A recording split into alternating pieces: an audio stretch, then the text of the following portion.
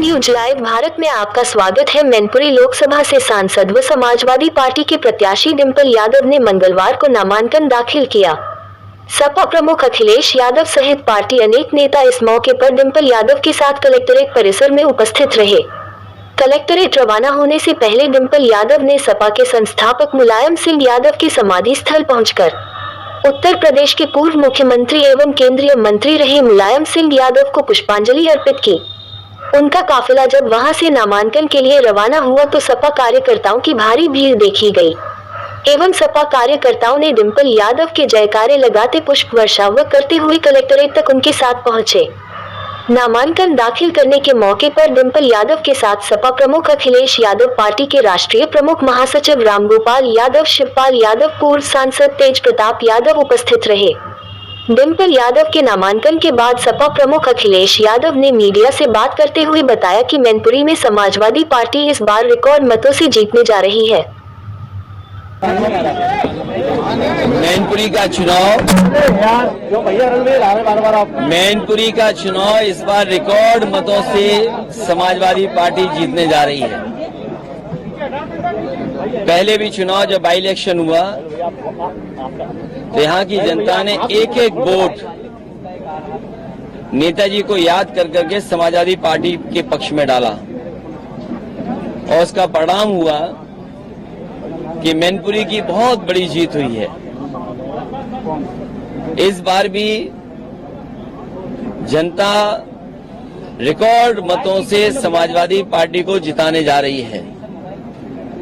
दूसरे दल जो सामने हैं उनके पास दिखाने और बताने को कोई काम नहीं है।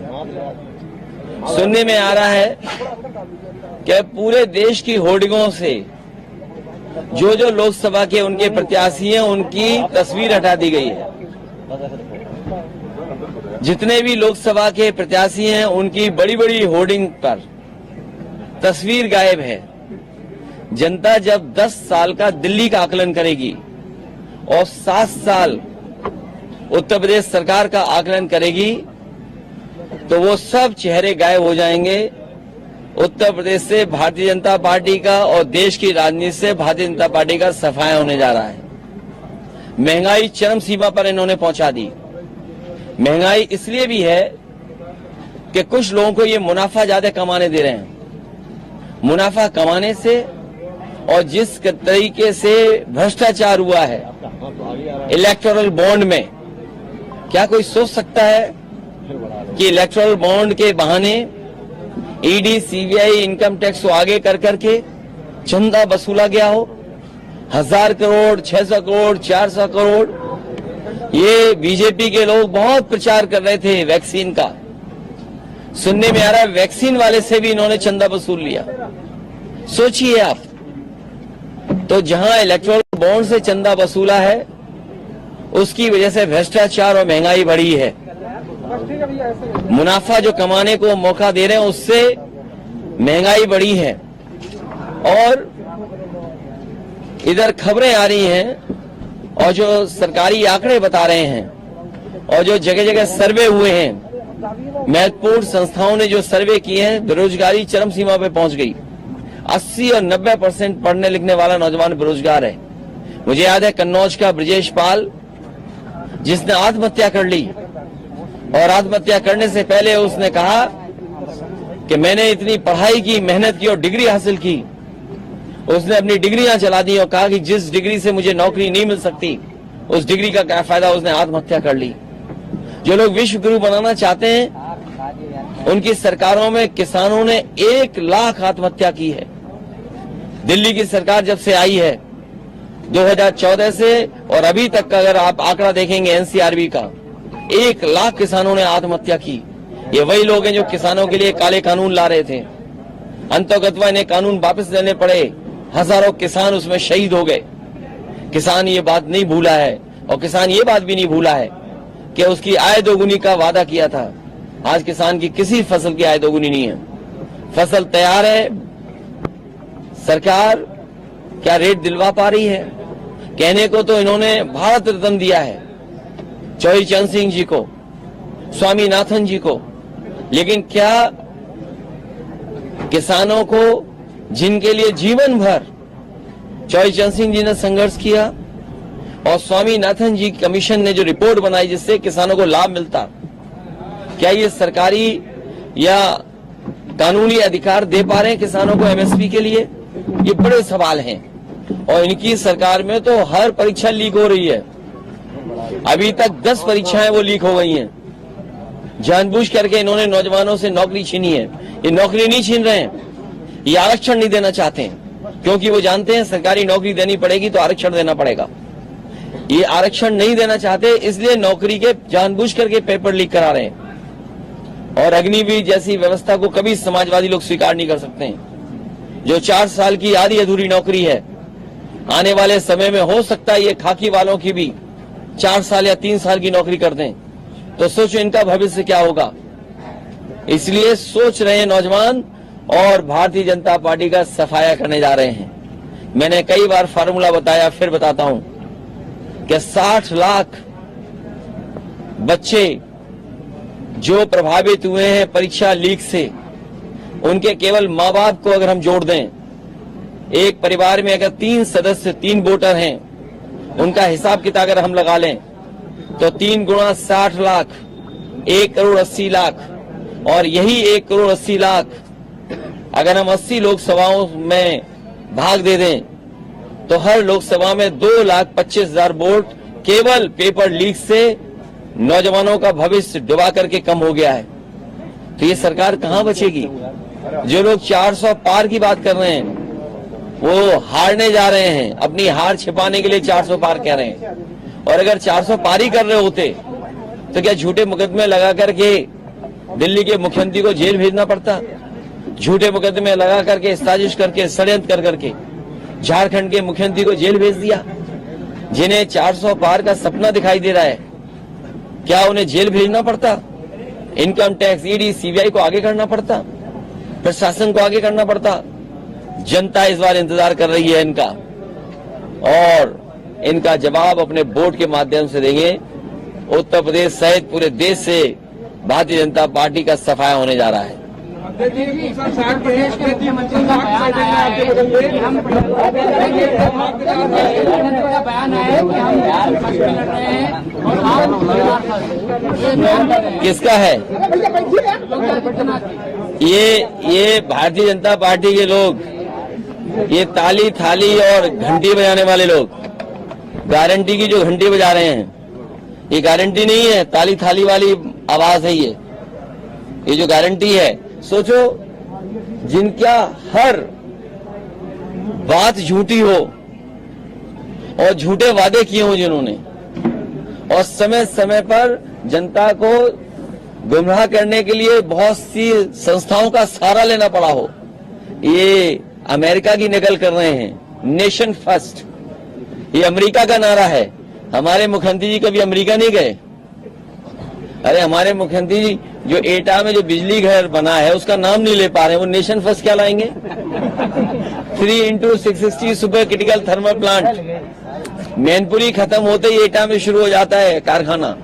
अगर वो लग गया होता तो आज गरीब को, किसान को बिजली मुफ्त मिल रही होती, सस्ती मिल रही होती। बताओ, बिजली का महंगा हो गया बिल। और नेशन फर्स्ट का नारा देने वाले, हमें खुशी है इस बात की समाजवादियों को। और मुझे याद है जिस समय मैं लैपटॉप बांटने जा रहा था, नेताजी से लेकर के समाजवादी पार्टी के लोग इस पक्ष में थे कि गरीब परिवारों को भी लैपटॉप मिले। समाजवादियों ने जो लैपटॉप बांटा था, आज मैं आपसे कहना चाहता हूं, आप गूगल कर लेना, अमेरिका के बहुत सारे सिटीज में, उनके स्टेट में आज लैपटॉप डिस्ट्रीब्यूशन चल रहा है। आज अमेरिका के कई स्टेट्स में, कई डिस्ट्रिक्ट में, सिटीज में लैपटॉप डिस्ट्रीब्यूशन हो रहा है। और लैपटॉप इसलिए बांटा जा रहा है कि वहां के गरीब बच्चे अफोर्ड नहीं कर सकते। अभी बिल गेट्स आए थे और प्रधानमंत्री जी का उनसे मुलाकात हुई तो डिजिटल डिवाइड पे बात कर रहे थे। याद कीजिए, डिजिटल डिवाइड पे बात हुई थी। और अभी बहुत से उद्योगपति और आ रहे हैं, वो भी डिजिटल डिवाइड पे बात करेंगे। अगर डिजिटल डिवाइड पर किसी ने काम किया तो समाजवादियों ने किया। ये नेशन फर्स्ट वाले केवल सड़कों से जानवर हटा दें बस। इनकी प्रायोरिटी हो कि सड़क पे जानवर न दिखाई दे। मुंसिपल साहब के सामने हुए आपके, मैं इनका धन्यवाद देता हूं। ये नौजवान जुझारू काम करना चाहते थे, अपने समाज को जगा करके अपने साथ वोट ला करके लड़ना चाहते थे, लेकिन देखिए आप, बीजेपी का फोन आया होगा, बसपा ने टिकट बदल दी। प्रसाद यादव को टिकट मिल गई। वो बीजेपी के फोन से बसपा ने टिकट बदली है। कन्नौज से अभी तक प्रत्याशी घोषित नहीं किया है। बहुत जल्दी घोषित हो जाएगा। सर कल केशव जी आई थी, केशव प्रसाद जी आई थी, उन्होंने कहा समाजवादी मैंने कार्यक्रम नहीं देखा, लेकिन मैंने उस कार्यक्रम की तस्वीरें देखी हैं। और तस्वीरें बताती हैं कि मंच तो थोड़ा बहुत थे लोग, लेकिन कुर्सियां सब खाली थी। कल केशव प्रसाद मौर्य ने, और सुनने में आ रहा है कि जो हमारे मुख्यमंत्री जी आए थे दूसरे प्रदेश के, वो मैनपुरी का विकास देखने आए थे और वो विकास देख के गए हैं। मैं उन्हें भरोसा दिलाता हूं कि रनवे से लेकर के एक्सप्रेसवे और ये 4 लेन सड़कें जो उन्होंने देखी होंगी मैनपुरी की, अगर उन्हें जरूरत पड़ेगी तो हम उनका सहयोग और मदद जरूर करेंगे और सुझाव देंगे जिससे वो भी विकास कर लें। केशव प्रसाद मौर्य ने कल कहा है कि समाजवादी पार्टी की साइकिल परिचय करके भेजेंगे। देखिए, उनको मत गिनिए, वो कुछ नहीं है। केशव प्रसाद मौर्य ने कल कहा कि नेताजी का मोदी जी सम्मान करते थे, इसलिए वो नहीं आते थे चुनाव प्रचार में। कौन?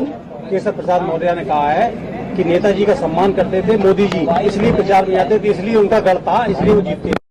अरे खुशी की बात है, प्रधानमंत्री ये भी बताने आएंगे कि क्या क्या काम यहाँ पर हुआ है, उन्होंने क्या क्या काम किया है।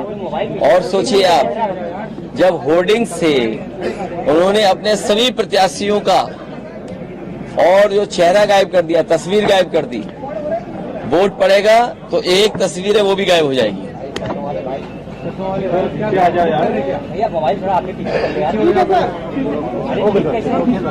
मैं एक बार फिर प्रेस का धन्यवाद देता हूं और मैं मैनपुरी की जनता से का धन्यवाद देता हूं, आभार प्रकट करता हूं और मुझे पूरा भरोसा है कि इस बार रिकॉर्ड मतों से समाजवादी पार्टी जीतने जा रही है।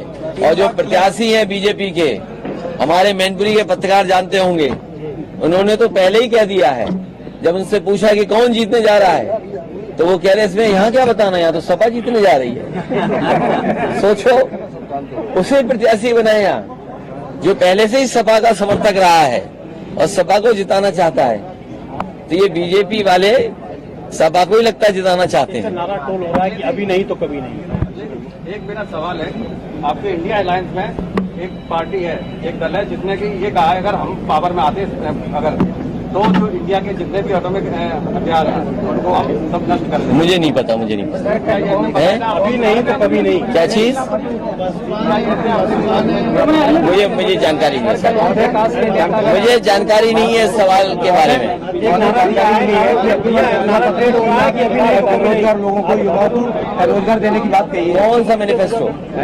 मोदी जी ने जो घोषणा पत्र जारी किया नहीं है, उनका जो है घोषणा पत्र, 15 लाख रुपए तुम्हारे अकाउंट में आ गए। 15 लाख रुपए, किसान की आय दोगुनी हो गई, 2 करोड़ नौकरियां मिल गई, स्मार्ट सिटी बन गए और किसानों को सुविधा देने की बात कही थी, लोन माफ करने का, लोन माफ हो गया। उद्योगपतियों का 15 लाख करोड़ माफ कर दिया और हमारे किसानों का लाखों रुपया जो बैंक पर है वो माफ नहीं किया इन्होंने। समाजवादी पार्टी ने इस बात को अपने घोषणा पत्र में लिखा है, जहां ओल्ड पेंशन बहाल होगी, ओल्ड पेंशन स्कीम बहाल होगी, वहीं हमारे किसानों का भी कर्जा माफ होगा। अगर उद्योगपतियों का कर्जा माफ हो सकता है तो हमारे किसानों का भी कर्जा माफ होगा। राष्ट्रीय अध्यक्ष जी, विपक्ष के सबसे ताकतवर आपको पार्टी है और तमाम अभी जो घोषणा पत्र मोदी ने 10 गारंटी की बात की, नौकरी की बात नहीं की है। मैं अगर हम उम्र का हिसाब किताब लगाएं, तो उम्र का हिसाब किताब लगाएं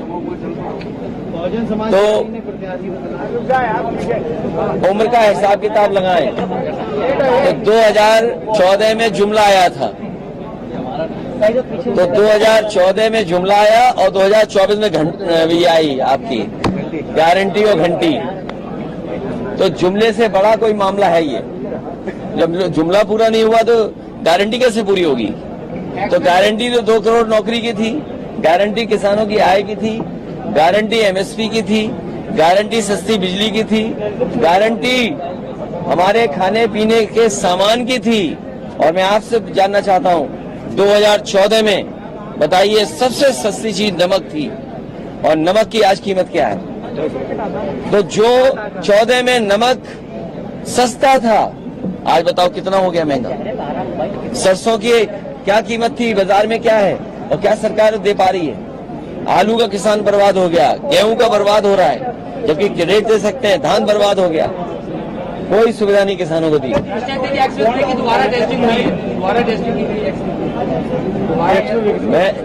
इन्होंने कोई दूसरा ऐसा एक्सप्रेस वे नहीं बनाया जहां पर कहीं हवाई जहाज उतर सके। कम से कम समाजवादियों ने ऐसा तो कुछ काम किया है। और जिन सड़कों पे आप यहाँ चलते हो 4 लेन की, ये भी सब समाजवादियों की देन है। आप लड़ सकते हैं क्या? कर दे आप, आपकी इच्छा है।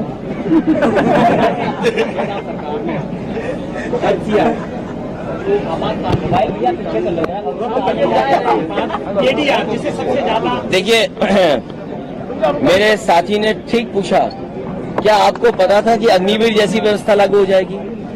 क्या आपको पता था कि नोटबंदी आ जाएगी? ऐसे बहुत सारे फैसले बीजेपी ने लिए हैं और हमारा साथी ठीक कह रहा है FCI को लेकर के, ये ठीक कह रहा है।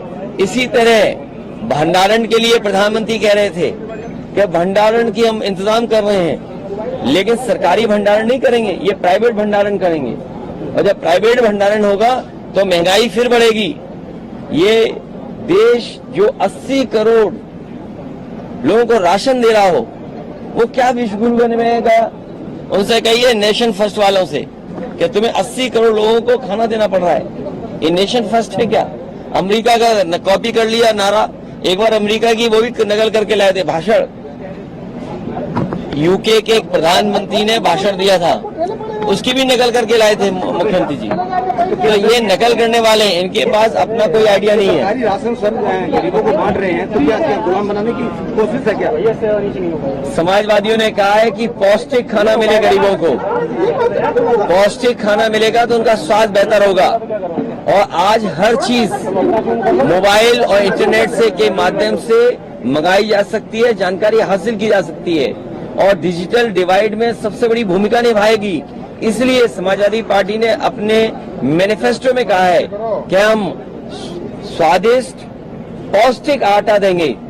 जिस तरीके से संपन्न लोग, बड़े लोग शहरों में बाजार का पैक्ड आटा खरीदते हैं, कंपनियों ब्रांड का नाम नहीं लूंगा मैं, उसी तरीके से गरीबों को स्वादिष्ट पौष्टिक आटा मिले और साथ ही में डाटा फ्री मिले, क्योंकि डाटा और आटे से ही काम चलेगा।